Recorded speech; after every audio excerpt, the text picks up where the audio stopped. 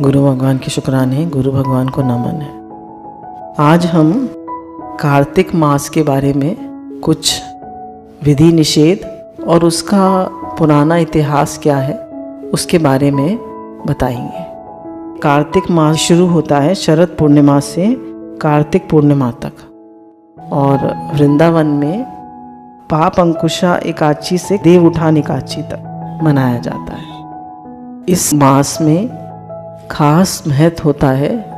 आप सूर्य उदय से पहले 3-4 बजे स्नान करके, अगर आप किसी गंगा में या सरोवर में स्नान न कर सकें तो जिस जल से स्नान कर रहे हैं उसमें थोड़ा सा गंगा जल मिला के और गंगा की भावना करके उसमें नहा लें और नहाकर तुलसी के आगे दीप जला दें और उसके बाद 11 से लेकर 108 परिक्रमा तुलसी की करें। इसमें तुलसी की परिक्रमा करने का, तुलसी की पूजन करने का बहुत महत्व है और दीपदान करने का। इसके पश्चात आप बैठकर जप आदि करें, जितना आप कर सकते हैं, जितनी आपकी सामर्थ्य है, पर कम से कम एक ग्रंथि यानी 16 माला तो करें ही। एकांत स्थान में बैठकर भगवान कृष्ण का, राधा रानी का ध्यान करते हुए करें। इस माह में राधा कृष्ण का पूजन, विष्णु पूजन का बहुत महत्व है। दूसरा इसमें महत्व है दान पुण्य का। जो भी दान पुण्य किया जाता है इस माह में उसका 1000 गुना फल मिलता है और सबसे श्रेष्ठ इस माह में अन्नदान है। आप जितना लोगों को अन्न आदि का दान करेंगे और कुछ भी गौदान, अन्नदान, वस्त्रदान, क्योंकि इस समय जाड़े की शुरुआत होती है तो भक्तों को वस्त्र दान करने का भी बहुत महत्व होता है। फिर इस माह में विशेष बात होती है, विशेष कि ये भगवान कृष्ण से प्रेम बढ़ाने का मास माना जाता है और ये सारे महीनों में सबसे ज़्यादा पवित्र माना जाता है और ये विशेष भगवान से प्रेम बढ़ाने का महीना है। और इस महीने को दामोदर मास भी कहा जाता है और इसमें दामोदर अष्टकम गाने का भी विशेष महत्व है। फिर इस महीने में बहुत से लोग एक टाइम प्रसाद पाते हैं और भूमि पर शयन करते हैं। इससे जीवन में सात्विकता आती है और शरीर जो है वो स्वस्थ होता है और भजन में ज़्यादा मन लगता है। सेवन का बहुत महत्व है। तुलसी पत्रों का प्रसाद पाएं और आंवले के प्रसाद पाने का भी बहुत महत्व है। आंवले के सेवन का, आंवला विशेषकर इसमें ग्रहण किया जाता है और आंवले के वृक्ष की भी परिक्रमा करके उसका भी पूजन किया जाता है। अब इसकी पौराणिक महत्व क्या है? इसको दामोदर मास भी कहते हैं और जो भगवान की दामोदर लीला है वो इस महीने में हुई थी। हम लोग सभी जानते हैं दामोदर लीला के बारे में कि मैया जो है वो बाल कृष्ण का ध्यान करते हुए, उन्हीं का गुण गाते हुए, उन्हीं की बाल लीलाओं का चिंतन करते हुए, उन्हीं के लिए कर्म करते हुए मन वचन कर्म से वो भगवान में ही लगी हुई थी और भगवान का ही गुणगान कर रही थी। तो भगवान कृष्ण सो रहे थे तो सोते सोते उनको लगा कि मैया जो है बड़े प्रेम से मेरा गान कर रही है, तो एकदम वो कूद कर मैया की गोदी में चढ़ गए। तो मैया ने उन्हें रोका भी कि नहीं मैं अभी ज़रा माखन तो निकाल लूँ। तो उन्होंने मैया का हाथ पकड़ लिया और कहा नहीं, जो मन वचन और कर्म से मेरे में लगा हुआ है तो उसके सब कर्म पूर्ण हो गए, अब उसको मेरे प्रेम की प्राप्ति हो गई, अब उसके लिए कोई कर्म नहीं है। कन्हैया ने उनका हाथ पकड़ लिया, अब मक्खन मत निकालो, और उनका दूध पीने लगे।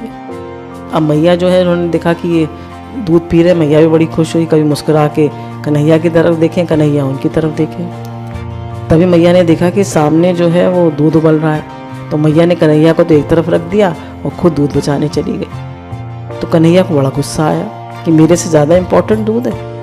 तो उन्होंने एक बट्टा रखा हुआ था, उससे वो पूरी मटकी फोड़ दी और सारा मक्खन बिखर गया और वो भाग गए दूसरे कमरे में। वहाँ रखा हुआ था मक्खन, तो लिए बंदरों को खिलाने। अब वो उनके जो पद चाप थे वो बन गए थे, माखन पे चल के गए थे। तो मैया समझ गई इस कमरे में, तो गई, देखा मैया ने कि वो तो बंदरों को माखन खिला रहा है। तो मैया को आया गुस्सा, तो मैया संटी लेकर भागी उनके पीछे, आगे आगे कन्हैया, वो पीछे पीछे मैया। तो जब पकड़ लिया मैया ने उनको, तो कन्हैया रोने लगे, ऐसे ऐसे मलमल की आंखें और उन सब काजल फैल गया उनका, और बड़ा दिखाने लगे, लीला करने लगे।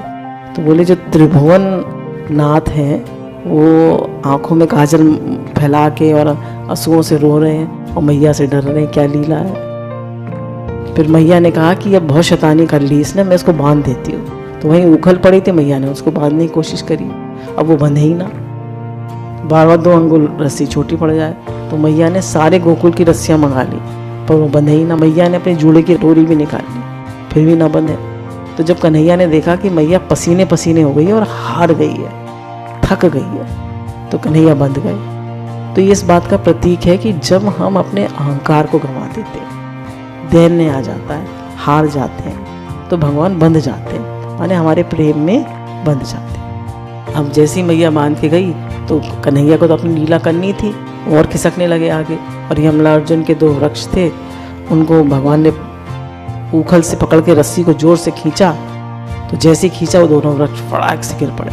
वो तो भगवान है साक्षात। 1000 वर्ष पुराने वृक्ष थे और उसमें से यमला अर्जुन जो थे वो प्रकट हो गए। बोलिए बाल कृष्ण भगवान की जय। उन्होंने भगवान का स्तुति करी, पूजन करा और उनको मोक्ष पद की प्राप्ति हुई। अब ये कौन थे यमला अर्जुन? ये यक्ष के पुत्र थे, नलकूबर और मणिग्रीव। तो इनको बहुत अहंकार था कि हम यक्ष के पुत्र हैं। तो ये गंगा जी में स्नान कर रहे थे और अप्सराओं के साथ जल क्रीड़ा कर रहे थे। अब ये भी नग्न अवस्था में थे, अप्सराएं भी नग्न अवस्था में थी। पर नारद जी और परशुराम जी को देखकर अप्सराओं ने तो वस्त्र ढक लिया, पर ये ऐसे छाती तान के खड़े हो गए। तो नारद जी को बड़ा खराब लगा। उन्होंने कहा ये तो पुत्र हैं दया के, इन पर तो दया करनी चाहिए। अब दया क्या कब करते हैं संत लोग? जब उसको कोई ना कोई उसकी भ्रष्टता की सजा देते हैं, वो उनकी दया होती है। तो उन्होंने कहा कि तुम जड़ के समान खड़े हो गए हो, तो श्राप दे देते हैं कि जाओ तुम जड़ हो जाओ। फिर जब वो बहुत माफ़ी मांगते हैं तो कहते हैं तुम कन्हैया के आंगन में वृक्ष बनकर खड़े होना, वहाँ उनकी लीलाएं देखना, और तुम पर अनेक पशु पक्षी आकर विश्राम पाएंगे और कन्हैया की लीला देखेंगे। तो इससे उनका सारे पाप कट गए और भगवान ने उनका उद्धार किया। ये कथा इस मास में, क्योंकि इसको दामोदर मास भी कहते हैं, इसमें दामोदर अष्टकम गाया जाता है। दूसरी कथा जो हम लोग सभी जानते हैं कि इसमें गोपियाँ जो है कात्यायनी व्रत रखती थी और भगवान कृष्ण की प्रेम की प्राप्ति के लिए उनको वो पति रूप में प्राप्त करें और उनके प्रेम की प्राप्ति हो। वो तारों की छाँव में आती थी, यमुना स्नान करती थी और भगवान कृष्ण के लिए कोई प्राप्ति के लिए पूजन करती थी। तो ये मास जो है खास माना जाता है कि वैष्णव भी इसमें तारों की छाँव में स्नान करें और भगवान कृष्ण की प्रेम प्राप्ति के लिए इसमें भजन करें। इसमें भजन का भी कई गुना फल मिलता है। फिर इसमें तुलसी पूजन का भी बहुत महत्व है। तुलसी की पौराणिक कथा क्या है कि तुलसी का जो पौधा है, पूर्व जन्म में एक लड़की था जिसका नाम वृंदा था। राक्षस कुल में उसका जन्म हुआ था। बचपन से ही भगवान विष्णु की भक्त थी। बड़े ही प्रेम से भगवान की सेवा पूजा किया करती थी। जब वे बड़ी हुई तो उसका विवाह राक्षस कुल में दानव राज जलंधर से हो गया। जलंधर समुद्र से उत्पन्न हुआ था। वृंदा बड़ी पतिव्रता थी, सदा अपने पति की सेवा किया करती थी। एक बार देवताओं और दानवों में युद्ध हुआ तो वृंदा ने कहा कि मैं आपकी जीत के लिए अनुष्ठान करूंगी और भगवान विष्णु का पूजन करूंगी, तो आपको कोई हरा नहीं पाएगा। तो व्रत में वो बैठ गई और भगवान विष्णु का पूजन करने लगी। अब जब देवता लोग हारने लगे और राक्षसों को जीत नहीं पा रहे थे तो भगवान विष्णु के पास गए। तो भगवान विष्णु ने कहा कि मेरी परम भक्त है वृंदा, वो मेरा पूजन कर रही है और वो व्रत धारण करके बैठी है, मैं कुछ नहीं कर सकता। तो देवताओं ने कहा भगवान आपको तो हमारी सहायता करनी पड़ेगी। तो फिर उन्होंने कहा अच्छा ठीक है। भगवान मान गए और वो उसके पति जालंधर का रूप धारण करके प्रकट हो गए। तो जैसे उसने देखा कि जालंधर आ गए तो एकदम व्रत से उठ गई, पूजा से उठ गई और भगवान के चरण स्पर्श किए। तो जैसे ही उसका व्रत टूटा तो जालंधर का सिर आके वृंदा के कक्ष में गिरा। तो उसने कहा अरे जालंधर का सर तो ये, और ये कौन है? तो फिर बहुत क्रोधित हुए, श्राप दे दिया कि जाओ आप पत्थर हो जाओ। तो हाहाकार मच गया सब जगह कि ये क्या, लक्ष्मी जी रोने लगी, सब देवता रोने लगे, हाहाकार मच गया। तो फिर उसने कहा कि ठीक है, उनको वही रूप दे दिया भगवान को और अपना श्राप वापस ले लिया। अब वृंदा जो है अपने पति के साथ सती हो गई। तो जब वो सती हो गई तो उसकी जो राख थी उसमें से एक तुलसी का पौधा निकला। भगवान ने कहा कि ये तुलसी का पौधा जो है मैं इसको मान दूंगा, कोई भी प्रसाद मैं बिना तुलसी के ग्रहण नहीं करूंगा। और देवउठान एकादशी के दिन शालिग्राम को रखा जाता है तुलसी में और इनका विवाह मनाया जाता है।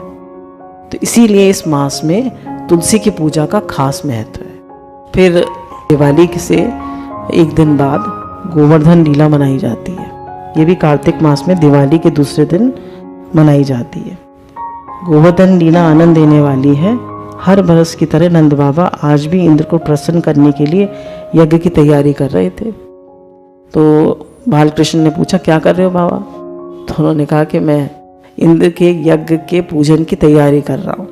तो नंद बाबा से कन्हैया ने पूछा, इंद्र ने आपको कभी दर्शन दिए? उन्होंने कहा नहीं। तो उन्होंने कहा ये गोवर्धन तो प्रत्यक्ष है, यही हमारी गैयाओं को घास देता है, इसी से वर्षा होती है, यही हम सब कुछ हमको देता है, तो हम इसी का पूजन करेंगे।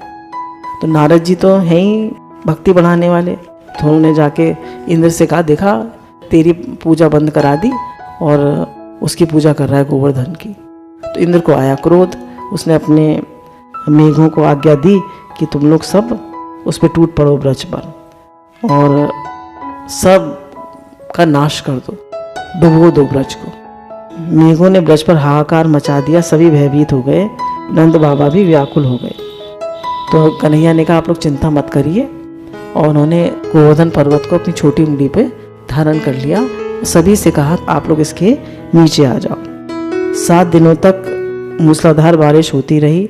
ग्वाल बालों ने सोचा कन्हैया अकेला थक जाएगा और उन्होंने अपनी लाठी भी लगा दी और कहा कन्हैया तुम अपनी उंगली हटा लो। तो कन्हैया ने जैसी उंगली हटाई वो तो संभाल ही नहीं पाए पर्वत को। ऐसी हमको अहंकार होता है, सब कुछ मैं ही कर रहा हूँ। तो भगवान कहते हैं चलो ठीक है, मैं अपनी कृपा हटा लेता हूँ, तो हमसे कुछ होता ही नहीं है। तो हर जगह भगवान की कृपा ही कृपा है, हमारी कोई हस्ती शक्ति है नहीं। तो 7 दिनों तक कन्हैया ने गोवर्धन पर्वत को धारण किया और इंद्र को कन्हैया के वास्तविक स्वरूप का भान हुआ और उनका अभिमान हवा हो गया।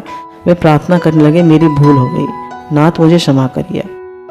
और उसने मेघों को भी वापस ले लिया।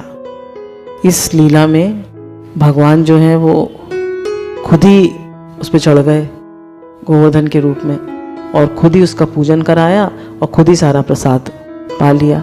आदेश दिया था भगवान ने कि सभी लोग सज सजा के खूब सारा मिठाई और खूब आदि चीज़ें लेकर परिक्रमा करें इसकी गोवर्धन की, और खूब उन्होंने प्रसाद पा लिया। तो उन्होंने कहा नंद बाबा से कि आप लोगों का कभी इंद्र ने प्रसाद पाया आपका? देखिए हमने कितना आनंद मनाया।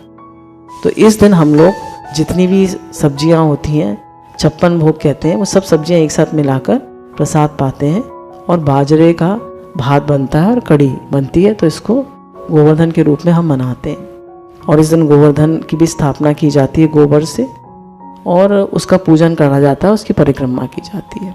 तो ऐसे करके गोवर्धन पूजा का भी बहुत महत्व है। तो ऐसे ये इसका ऐतिहासिक वो है। फिर से एक बार बताते हैं कि ये जो कार्तिक मास है ये प्रेम प्राप्ति का विशेष मास है। तो इसमें हम खूब भगवान का पूजन करें, तुलसी की परिक्रमा करें और किसी को भी अपनी वाणी से कष्ट ना दें, बन पड़े तो सबको सुख दें, किसी को भी दुख ना दें और खूब दान पुण्य करें। और अगर आप वैसे नहीं कर सकते तो मानसिक दान भी कर सकते हैं।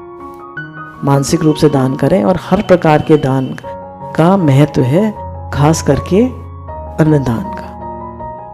धन्वंतरी जी जो आयुर्वेद के प्रवर्तक हैं वो भी धनतेरस वाले दिन प्रकट हुए थे इसी मास में। गुरु नानक देव जी का जन्म भी कार्तिक मास की पूर्णिमा के दिन हुआ था, वो भी इसी दिन प्रकट हुए थे। कार्तिक मास में श्रीमद् भागवत जी, श्रीमद् भगवत गीता और रामायण का पाठ करने का विशेष महत्व है। एक बार सत्यभामा ने श्री कृष्ण से पूछा कि आप मुझे पति रूप में कैसे प्राप्त हुए। तो उन्होंने बताया, तुमने अपने पिछले जन्म में तुमने बहुत श्रद्धा और प्रेम से एकादशी का व्रत किया और पूरी कार्तिक मास में तुमने गंगा स्नान किया और मेरा भजन किया, तो इसके फलस्वरूप मैं तुम्हें पति रूप में प्राप्त हुआ हूँ। इसी महीने में दीपावली मनाई जाती है और राम जी अयोध्या वापस आए थे। सीता जी लक्ष्मण जी के साथ राम जी के आने की खुशी में मनाया जाता है। गुरु भगवान के अनंत अनंत शुक्राने। श्री कृष्ण।